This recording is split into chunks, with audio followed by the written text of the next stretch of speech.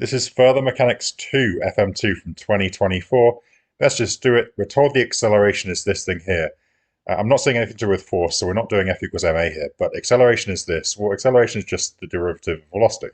So dv by dt is this thing here. And because dv by dt is this thing here, we can just solve a differential equation times by dt over there.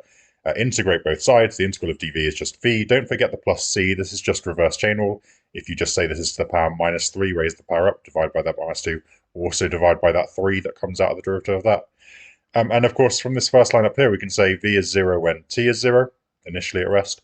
We can put those figures in and we end up with c as this, and then we just say v is that.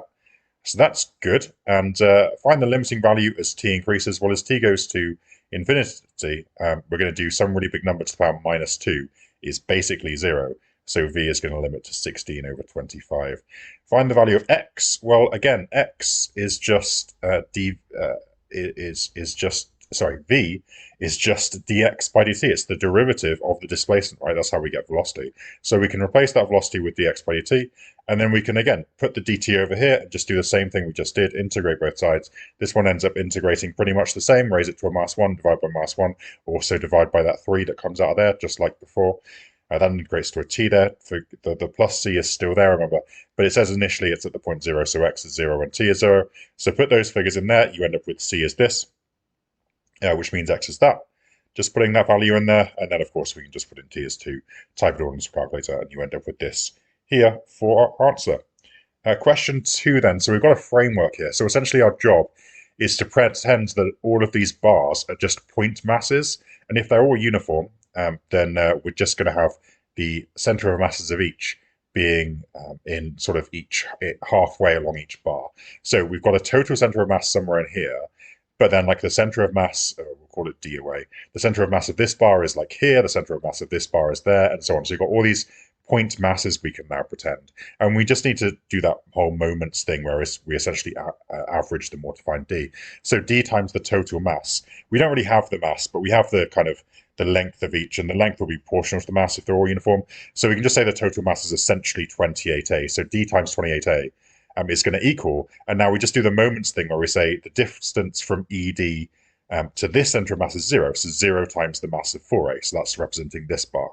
And then here, I think I've done next, is mass 4a, and now this is an equilateral triangle, 4a, 4a, 4a. You can do a bit of Pythagoras if you want, or you can do trig, it's completely up to you, but you'll find that this whole length here, the height of the triangle is 2 root 3a. I'll just leave it to you to get that as well. Of course, each of these masses is halfway along, or the center of masses is halfway along this bar, so therefore it's half the height up. Just doing similar triangles, it's halfway up, so good. And yeah, halfway up that is just root 3a. So this equation here is just representing, or this bit here is just representing the mass 4a times the distance from ED, which is root 3a. And likewise, this one is representing this one, and this one is this one, and this one is this one. And then these two at the end here are just these two here.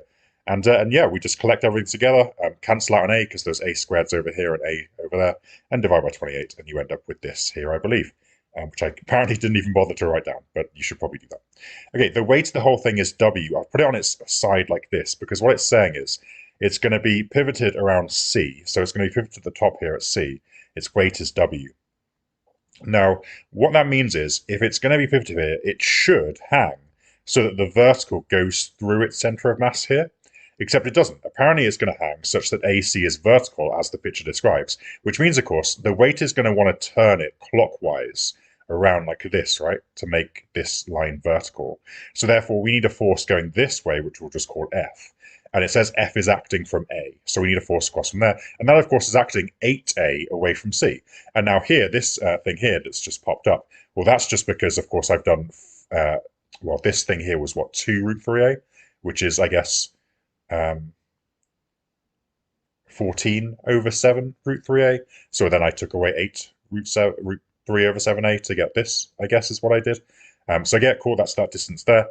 Should have probably done some more working for that, but I just wrote it down. I guess actually just these two added together make 14 over 7, which is 2 root 3. So yeah, it's the same thing, isn't it?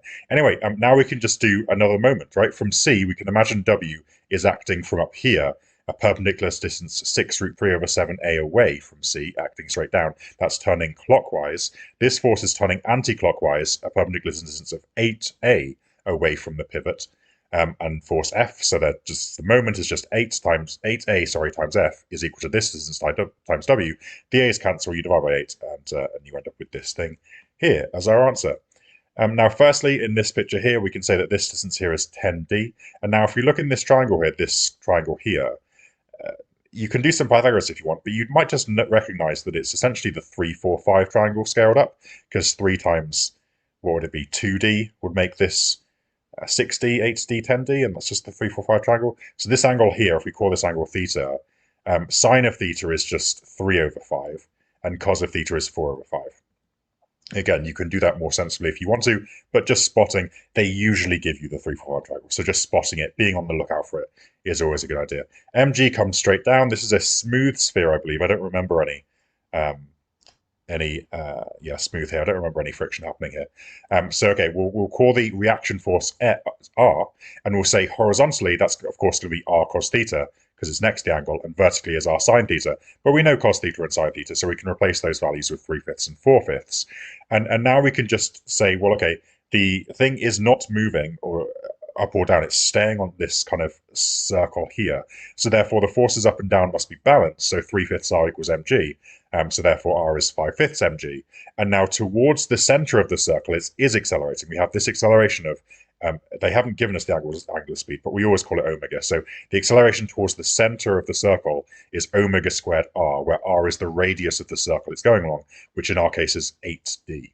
So what we'll say is here, what am I doing here? I've got that the force going into the center is 4/5 R. That must be equal to ma. This is just F equals ma working horizontally. But of course, A is omega squared R. Apparently, I haven't done that yet. All I've done is, all I'm supposed to do here is find the acceleration. So, sorry, I'm jumping ahead. All I'm supposed to do here is just say R is 5/5 mg from this line, cancel out the m's, and you'll end up with 4/3 g is A. And now I think I'm supposed to say that A is itself omega squared R, where R is 8d. So that A is itself that, based on this equation here. And now we can make some more progress. We can say that omega squared is that thing there. And the reason that omega squared is helpful to me is because to get the time for one revolution, I mean, you might not have connected it just yet, but when you do simple harmonic motion, you have a formula for the period, right? It's t is 2 pi over omega, I believe. And like, if you're traveling around in a circle like this, if you look at the circle directly head on, you actually just see simple harmonic motion happening. Like, it's the same thing. So when you're looking at the circle from dead on and you don't see its two-dimensionalness, P just looks like it's moving in simple harmonic motion. And so we can just use this formula because this is just what it is, still with that omega being that same omega we just found. So the period is just 2 pi over this thing that we just found here. Of course, you need to root it. And you could probably leave it like this, but instead of dividing by this root, that's just times by the upside down root. And that leaves it a little bit more clean and simple, I guess. Anyway, question number 4. This is a classic one where we do integration over a lambda. The x bar, which I think is what we're being asked for first, you just need to memorize this result, the integral of x y dx over the integral of y dx. However, the integral of y dx for this thing here, well, that's just the area R, right? If you were finding this area, you would just integrate this in terms of y between 0 and 4. So this is just the area, but they've given you the area is 6 pi. And that's really helpful because integrating this for y would have been really annoying. So I'm just going to replace this with 6 pi. And now I can rearrange this for I'm actually going to rearrange it for y squared. And then just say, well, okay, y is just going to be the square root of that. But the reason that's doable up here is because this x on the outside really helps out, because it turns this integral into a reverse chain rule, because the derivative of this thing here brings an x out the front. So if you've already got that, then you can just raise this bracket up to the power of 3 over 2. And you can then just, of course, divide by the 3 over 2, which is the same as times by 2/3, and also divide by the derivative of this thing. The derivative of this thing is 18 over 4x. So if we divide that, it's just going to turn it upside down and cancel the x's for us, which is fantastic, with a minus in front, of course, if I didn't say that. And we end up with this. So check that yourself. But yeah, if you derive this, the 3 over 2 comes down, cancels, becomes a half. This derivative perfectly cancels that, leaves an x behind. And the 6 pi, of course, is just because this is the 6 pi they've told us, which is great because integrating this without the x, which is essentially what we've had to do here, is really annoying. So anyway, this is all perfect. We put in the 4 and the 0. There's a bunch of maths to do. It's a show that question, so I did a bit of the working at least. I did some of it, and then I cancelled it down and eventually got here. And for the value of y bar, very similar formula, which again just needs to be memorized, is a half y squared on top. Otherwise, it's the same. So this is still 6 pi, and a half y squared is actually super easy to integrate because you can just times this by 18, I guess, to get a half y squared straight away, and just throw that straight into this integral here. And that's a really easy integral to do, right? Like it's super simple. So we just put in the 4 and the 0, and we end up with this value here for our y bar. Next, it says it's freely suspended from A. So I'm going to turn the picture all the way upside down like this. So it's suspended from here. So if it's freely suspended, wherever the center of mass was, I'm just going to say it's here, it's going to hang vertically through there like this. And of course, we've already worked out that this distance across here, now that's the distance from here to the center of mass horizontally. We worked out the distance from O to the center of mass was 16 over 3 pi. So this distance here is 4 minus that 16 over 3 pi. So that's that distance there. And then the distance upwards is just this distance here, which we did work out was, I think it was what, 8 over pi, was it? Yeah, 8 over pi. And of course, the angle theta is just the angle to the downward vertical, so that's this, therefore tan of theta is this over this. You can straight up type in tan inverse of this into a calculator. I did this entire exam on my phone calculator using the Android app, so I did a bit of simplifying first, such that it was something that I could actually type reasonably easily. But anyway, you end up with this. We can all do that bit. Anyway, question number 5 then is about simple harmonic motion, which the other question was sneakily about as well, but this one is actually about it. And yeah, this formula here is not given in the formula book, but I love it. I think it's an amazing formula. Please go into the exam knowing it. I think it's super helpful. This is this velocity. This is the omega that you get from x dot equals minus omega squared x from the simple harmonic motion. And this is the amplitude of the motion, and this is just whatever position you are on it. Super useful little formula. Now, to make this to be helpful, I mean, I've got the x. I know how far away I am from O. I've got the v. I know I'm this. I don't have the omega, and I'm being asked for the a. So I do need the omega. So I'm going to think about this formula and think, okay, is there a way for me to get omega from that? Well, they've told me the greatest acceleration is 18. Acceleration, of course, is x double dot. But the greatest acceleration happens when you're as far away from the middle of the simple harmonic motion as possible. Like the acceleration increases the further you are away from the middle point. So therefore, this is 18 when x is a, when x is the amplitude, when you're as far away from the middle as possible. So therefore, we can say a is equal to 18 over minus omega squared. Sorry, of course, it's minus 18 because the acceleration is always acting towards the center, whereas x, I'm measuring away from the center. So if you imagine the center's here, where the mouse is, I'm measuring x maybe this way and saying that's a positive value of x. I'm a away from the center. But the acceleration is measured the other way. It's going inwards, so it's going to be a negative number because, of course, all these things are directed. Anyway, we divide those, we get this, and then we throw that into there, and yeah, we can just, and then we throw in the v that I mentioned earlier and the x that I mentioned earlier. We cancel out some a's, we times everything by a to make it quadratic, and then we just solve it in a calculator. The amplitude can't be minus 0.18, of course, so the amplitude is half, which is what they asked us for it to be. Find the greatest speed of p. Again, this formula comes in clutch here. The greatest speed of v is when you're in the middle of the simple harmonic motion, right? So x is 0. So we put in x as 0, we just end up with v squared equals omega squared a squared. But of course, a squared is just 0.5, and omega squared is 18 over a. So it's just 18a, a is 0.5, so it's 9, and then of course you square root it and you get the greatest speed of 3. During one oscillation, the speed of p is this for s seconds. So what I'm going to do is I'm again going to use this formula to work out how far away I am from the center to get a speed of 2, like the critical points when I've got a speed of 2. And then I can just go in between them for when I'm bigger than 2. So let's put in v as 2 here, which makes, of course, this 4. Omega squared, I know, is 18 over a, but a is a half, so that's 18 over half is 36. And then a squared, or a again, is a half, so that's a quarter. So let's just solve that for x. You end up with this. I can trust you to solve that, I'm sure.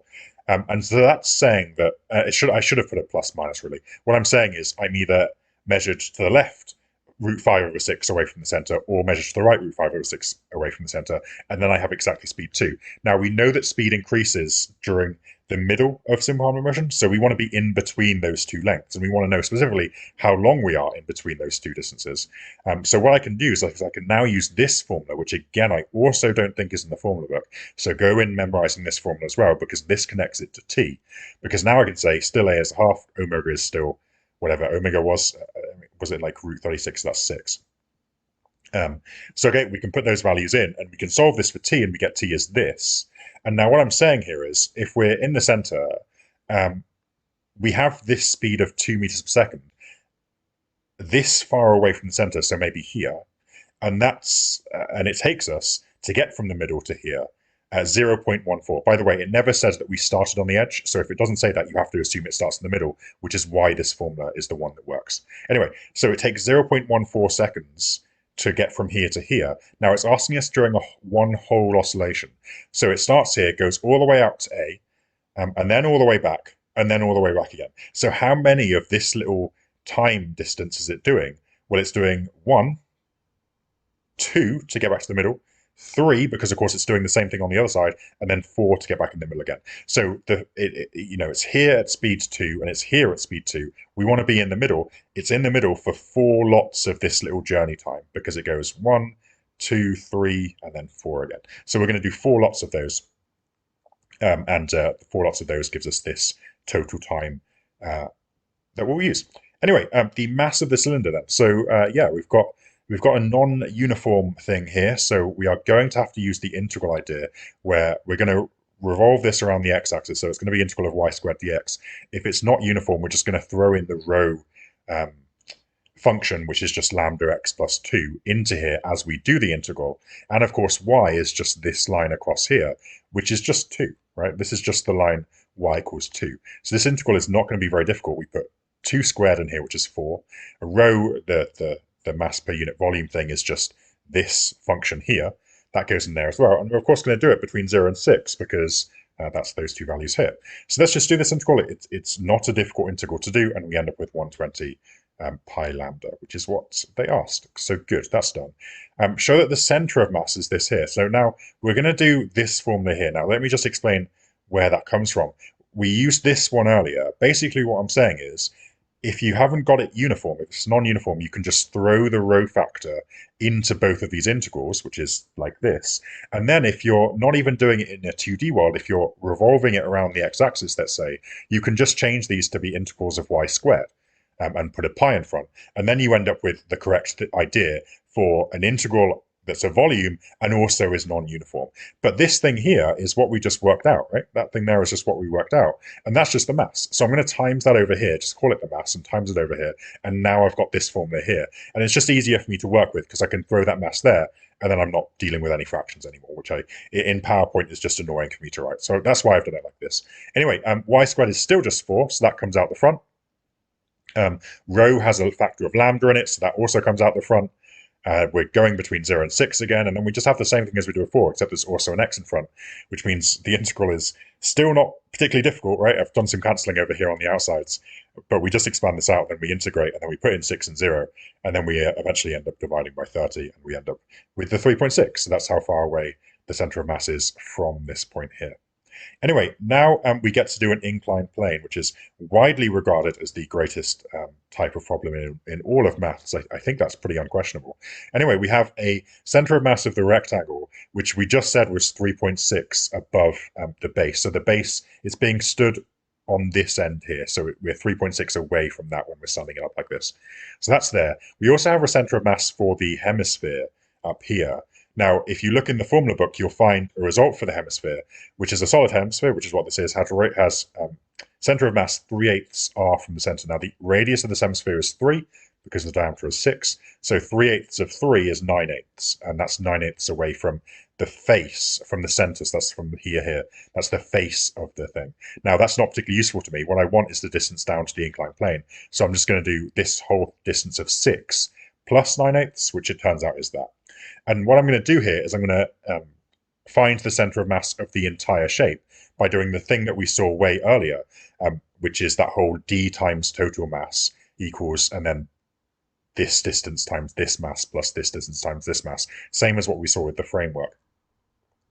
However, I need to know the mass of this top thing because I only know its density right now. So I'm going to need to work out its volume. This formula is actually also in the formula book, I believe, 4/3 pi r cubed. We're going to halve that because, of course, it's a hemisphere. R is still 3, so we end up with a volume of this, which means the mass is just you times it by the density, and you end up with a mass of this here. So now we can say that the average of these two center of mass is to give us our proper center of mass, times the total mass of the system, which is the mass we found earlier for the cylinder, plus the mass of the hemisphere, is equal to this distance times the mass of the cylinder, plus this distance from all the way down at the base, because I'm starting here as kind of my zero distance. I want to work out the center of mass from the base up here. So that's going to be this distance times that mass up here. And yeah, we can just work out d fairly easily here. It's not too hard. I was, again, in my phone, so this was a horrible fraction, so the phone was easier to just set it as that. So I've got it as this, and that is my new value there.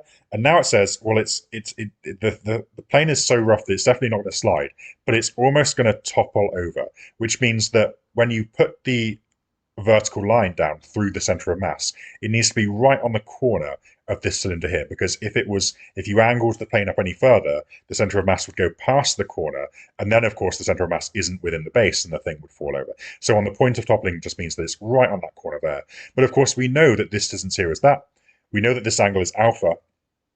There, you can do some angle chasing, or you can just always say that it's just like mg sine alpha, mg cos the alpha, right? It's always the same thing. So alpha is just there.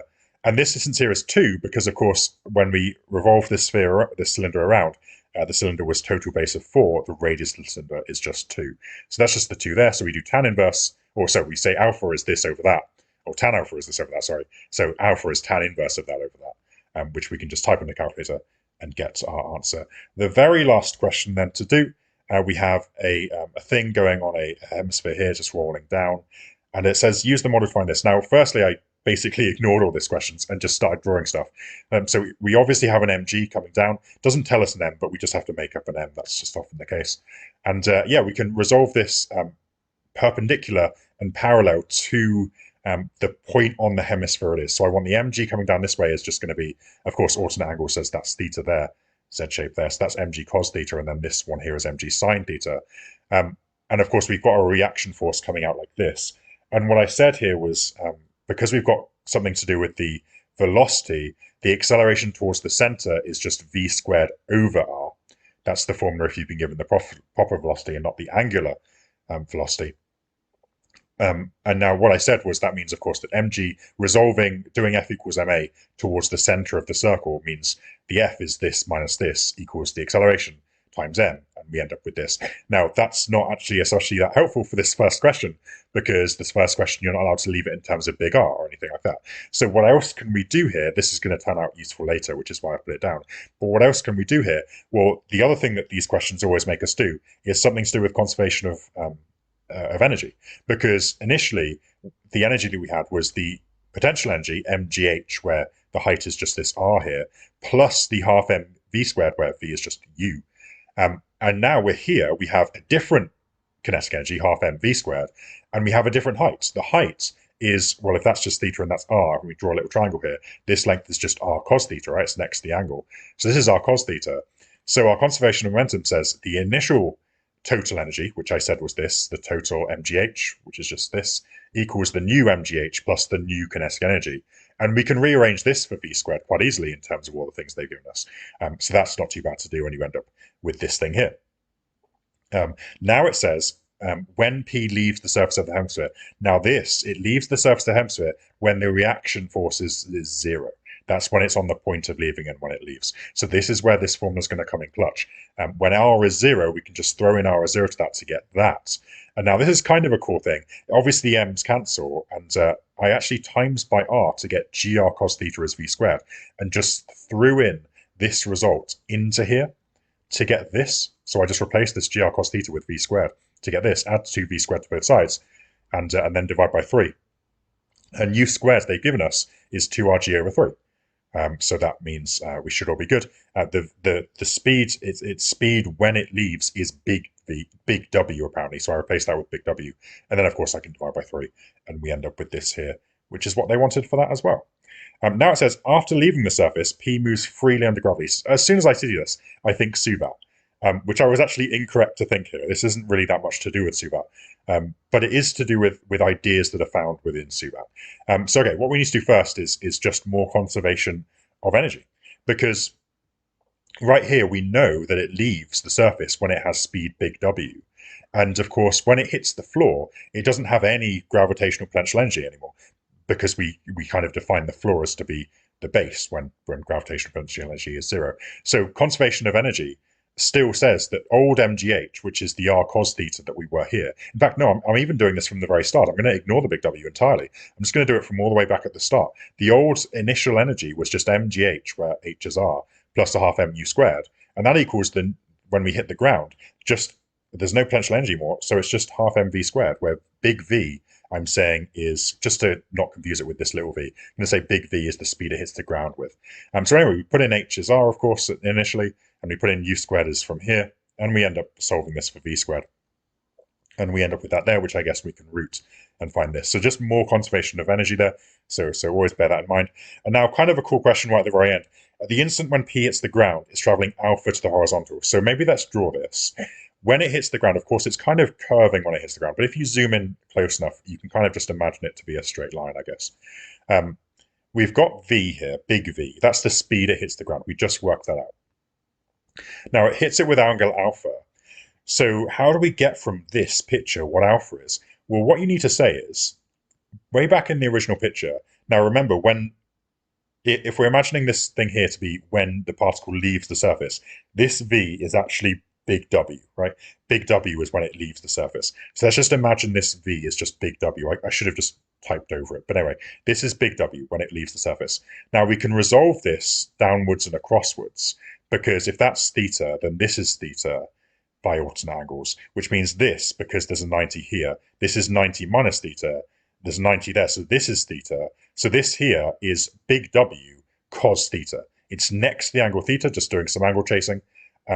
And of course, it leaves the surface when the speed is big W. So this is big W cos theta. This is big W sine theta, but I don't really care about that, because when we're moving freely under gravity, remember, from way back in regular mechanics, the horizontal component of velocity does not change when you're moving freely under gravity with no air resistance, because only the vertical component changes, because there's no acceleration horizontally. There's acceleration vertically, that minus g thing that we all know and love, but horizontally there's no change in its velocity at all.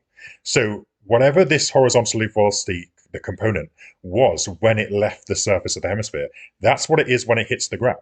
So this horizontal component here is still just W cos alpha. However, it's also, of course, just looking at this picture here, it's also V sine alpha, W cos theta, it's also V sine alpha. Sorry, V cos alpha, right? Next to the angle, V cos alpha. So it's W cos theta because the horizontal component is maintained and stays the same all the way down to the bottom of the journey. But it's also V cos alpha because that's the component just looking at a triangle here. It's next to the angle, just imagine a triangle here. And so therefore we have W cos theta equals V cos alpha. But we know W is root of this, I guess, and we know V is root of that. We're trying to find alpha. What about cos theta? We would just need cos theta. This entire plan works if we just have cos theta. How do we get cos theta then, the only thing left that we need? Well, let's go back a few stages here, back to the previous slide, because remember, here's a formula for cos theta, V squared over GR. But remember, this formula was built from when we put R is 0. When the reaction force was 0, we got to this result. But of course, when the reaction force is 0, that's precisely when the speed is this big W that they defined as the speed when it leaves the surface. So this should actually be big W squared. I should have changed it earlier.